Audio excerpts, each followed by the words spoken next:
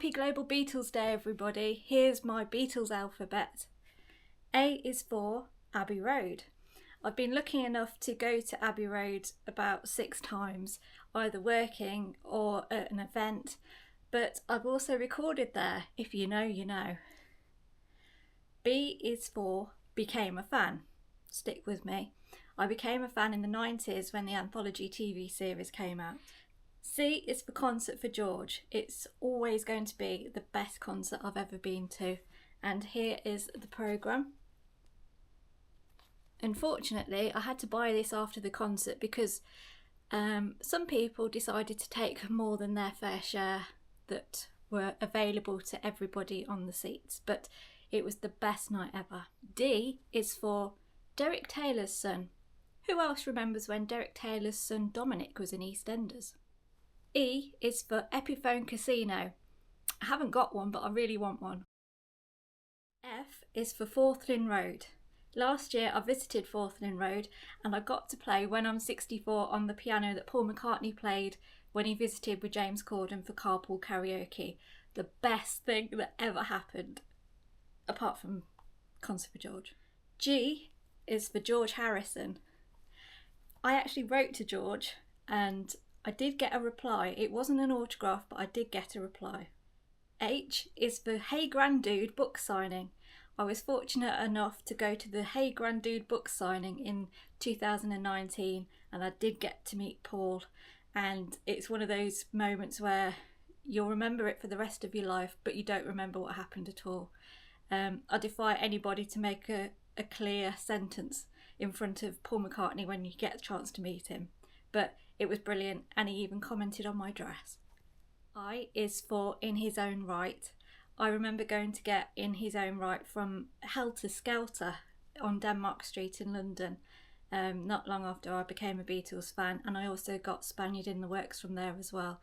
I don't think the shop's there anymore, but great memories. J is for Julia Baird. I've got to meet John Lennon's sister at the convention in probably the late 90s. K is for Naughty Ash.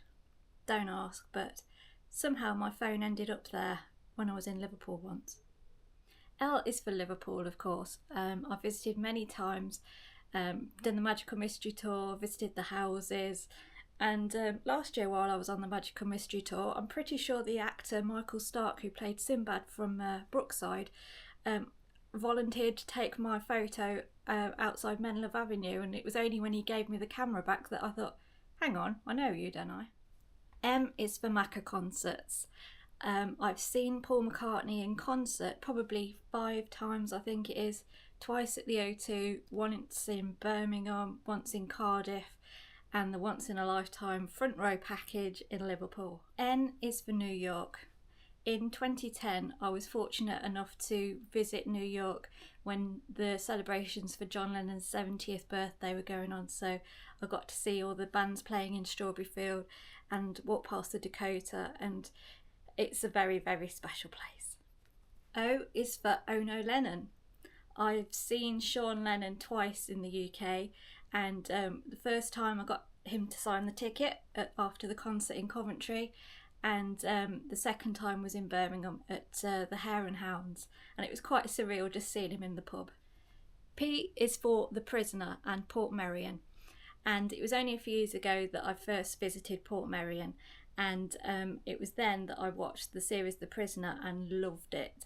And I still love Portmeirion and I still love The Prisoner, and I especially love the last episode, Fallout, and I had absolutely no idea that All You Need Is Love was going to come on.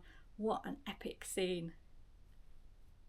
And like George Harrison, I celebrated a special birthday there. Q is for quiz. When I was a teenager, I called up the radio station Classic Gold and I set some Beatles questions for Mike Reed, and they were all Beatles questions, and I won an I Beat Mike Reed mug. And I also won on the same radio station Earless Submarine. R is for Ringo Starr. I saw Ringo at the Concert for George, and I also saw Ringo in 2024 when he joined Paul on stage at the O2, but I've only seen Ringo Starr live in concert once, and that was a strange time. He didn't do an encore, and he just said, "That's your lot." And he kept saying, "What's my name?" Shame he doesn't come back though, I'd love to see him again. S is for Standing Stone. I'd just become a Beatles fan when Paul McCartney did Standing Stone at the Royal Albert Hall, and I got to go even though it was a school night, and I've still got the tickets. T is for The Beatles, which The Beatles, or The Beatles White Album, which is actually one of my favourites, as is Abbey Road. Love it. It's the bloody Beatles White Album, shut up. U is for Uncle Charlie. And one of the most random people that I've met at the Beatles conventions in Liverpool was John Lennon's Uncle Charlie, and I got his autograph. V is for Vox. Of course I've got a Vox. W is for Wooler and Williams. I saw Bob Wooler and I saw Alan Williams at the convention in the late 90s. Always good to hear stories. X is for ex-Beatle. Can I get away with that? I have seen Pete Best in concert and I got his autograph. Y is for Yoko Ono, and in 2005 I saw Yoko Ono planting 2 Japanese oak trees at Coventry Cathedral, and it was in response to John and Yoko's artwork when they planted the acorns at Coventry Cathedral in 1968, which were then stolen, but you can now see them at the Liverpool Beatles Museum in Matthew Street. Z, of course, it's for zebra crossing. And yes, I've done the zebra crossing many times at Abbey Road. Happy Global Beatles Day, everybody.